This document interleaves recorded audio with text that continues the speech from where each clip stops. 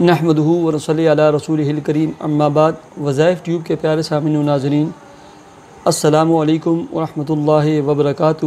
امید کرتا ہوں کہ آپ جہاں پر بھی ہوں گے اللہ کے فضل و کرم سے خیریت سے ہوں گے، اور دعا گو ہوں کہ اللہ تبارک و تعالی آپ کو ہمیشہ صحت و سلامتی کے ساتھ پیار و محبت والی اور خوشیوں والی زندگی عطا فرمائے، آمین۔ پیارے سامعین و ناظرین، آج میری ویڈیو کا عنوان ہے 1000 درہم کا وظیفہ۔ آپ حیران ہوں گے کہ 1000 درہم کا کیسا وظیفہ؟ یہ وہ عظیم وظیفہ ہے جس شخص نے 1000 درہم کا وظیفہ ایک اللہ والے سے خریدا تھا۔ دنوں میں، ہفتوں اور مہینوں میں نہیں، دنوں میں اللہ رب العزت نے اس کو سونے، چاندی، ہیرے اور اشرفیوں کے ڈھیروں کا مالک بھی بنا دیا، اور اللہ رب العزت نے شادی اور بیاہ کا بندوبست بھی کر لیا۔ پیارے سامعین و ناظرین، ایک شخص ایک سمندری سفر پہ تھا، کشتی میں سوار تھا کہ وہاں ایک اللہ والا بیٹھا ہوا تھا۔ یہ واقعہ میں نے حیات حیوان میں، ایسے ہی عجائب المخلوقات میں، ایسے ہی جنات کی دنیا میں، اور مختلف کتابوں میں مختلف بڑے بڑے علماء سے بھی سنا ہے، اور بعض کتب میں یہ بھی لکھا ہوا تھا کہ وہ بتلانے والا حضرت حضر علیہ السلام تھے، جو وظیفہ بتلانے والے تھے۔ خیر، کشتی میں بہت زیادہ لوگ سوار تھے، تو ایک آدمی نے آواز لگائی کہ جو بھی 1000 درہم اس دریا میں یا سمندر میں پھینکے گا تو میں اس کو ایک عمل اور وظیفہ بتلاؤں گا۔ ایک شخص اٹھا، بظاہر وہ غریب سا بندہ تھا، اس نے اشرفیوں کی اور درہم اور دینار کی تھیلی کھولی، میں سے 1000 درہم اٹھا کر اس پانی میں، دریا اور سمندر میں پھینک لیے۔ لوگوں نے کہا کہ پاگل آدمی، اس دیوانے کے کہنے پر آپ نے اتنا بڑا سرمایہ اور اتنا بڑا پیسہ دریا میں پھینک لیا، جیسے یہ پاگل ہے ایسے تم بھی پاگل معلوم ہوتے ہو۔ خیر، وہ خاموش ہو گیا۔ اس کے بعد اس آدمی کے پاس آیا کہ ہاں بھائی، اب مجھے بتاؤ کہ وہ 1000 درہم کا وظیفہ کیا ہے؟ اس اللہ والے نے قرآن مجید کی آیت پارہ نمبر 28 سورہ طلاق اور اس کی آیت نمبر 2 کا آخری حصہ، آیت نمبر 3 کا شروع حصہ ہے، یہ سکھائی۔ وَمَن يَتَّقِ اللَّهَ يَجْعَل لَّهُ مَخْرَجًا وَيَرْزُقْهُ مِنْ حَيْثُ لَا يَحْتَسِبُ وَمَن يَتَوَكَّلْ عَلَى اللَّهِ فَهُوَ حَسْبُهُ۔ یہ قرآن مجید پارہ نمبر 28 اور اس کی سورہ طلاق کی جو ہے نا دوسری آیت کا آخری حصہ اور تیسری آیت کا پہلا حصہ ہے، یہ اس کو سکھا دیا، اور اس سے سیکھ لیا، یاد کر لیا، اور مسلسل پڑھنا شروع کر دیا۔ اتفاق سے اسی کشتی کو حادثہ پیش آیا اور کشتی ٹوٹ گئی۔ اللہ تبارک و تعالی نے اس شخص کو ایک پھٹے کے ذریعے بچا دیا، اور وہ پھٹا تیرتا ہوا اس سمندر اور اس دریا کے کنارے پر جا لگا۔ بھوکا تھا، اچانک کیا دیکھتے کہ سامنے ایک بہت بڑا محل تھا، عالیشان کوٹھی تھی۔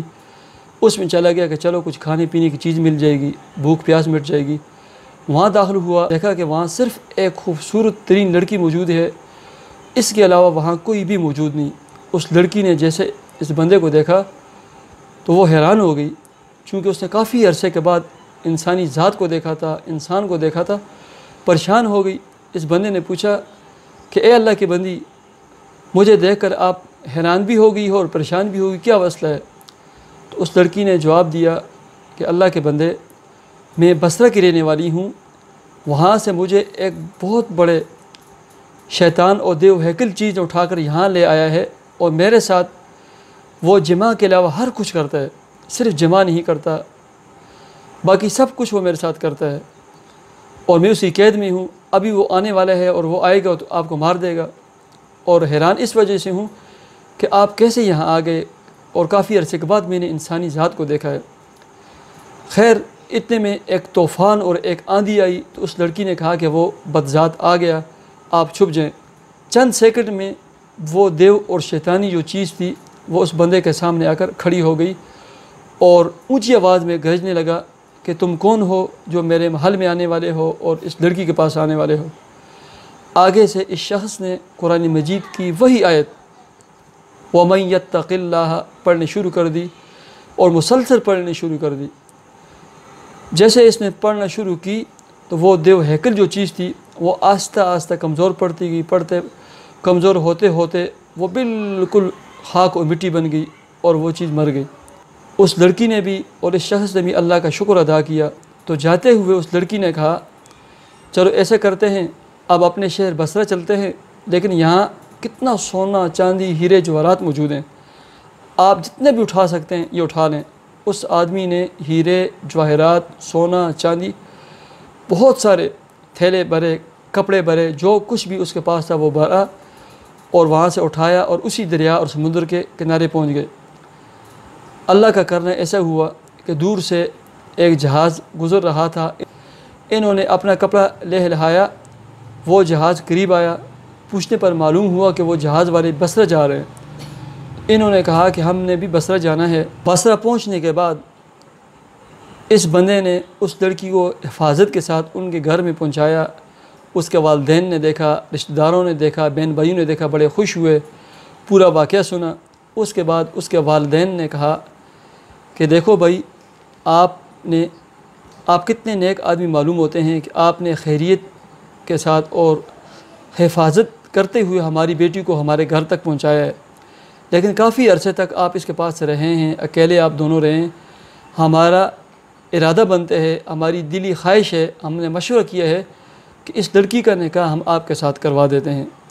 تو اس شخص نے جواب میں قرآن مجید کی وہی آیت وَمَن يَتَّقِ اللَّهَ يَجْعَل لَّهُ مَخْرَجًا یہی تلاوت کی اور کہا ٹھیک ہے۔ تو اللہ رب العزت نے اس ایک آیت کی برکت کی وجہ سے اس شخص کو مال و دولت اور خزانوں کا مالک بھی بنا دیا، اور نیک، صالح اور خوبصورت اور ایک مالدار شخص کی بیٹی کا رشتہ بھی کروا دیا۔ تو جو شخص بھی اپنے مصائب کے لیے، پریشانیوں کے لیے اس آیت کو کثرت کے ساتھ پڑھے گا تو اللہ تبارک و تعالیٰ بالخصوص مالی پریشانیاں، کاروباری پریشانیاں، بزنس پریشانیاں، دکانوں کی پریشانیاں، اس کے لیے یہ بہت ہی مجرب عمل اور وظیفہ ہے۔ اس آیت کو کثرت کے ساتھ پڑھیں، اور اس آیت کا جو لب لباب بنتا ہے، جو مفہوم کلی بنتا ہے، وہ ہے استغفار۔ کثرت کے ساتھ استغفار کریں۔ اللہ تبارک و تعالیٰ مجھے اور آپ کو بھی عمل کرنے کی توفیق عطا فرمائے۔ مجھے اجازت دیجیے، ہمارے چینل وظائف ٹیوب کو ضرور سبسکرائب کیجیے۔ اللہ حافظ۔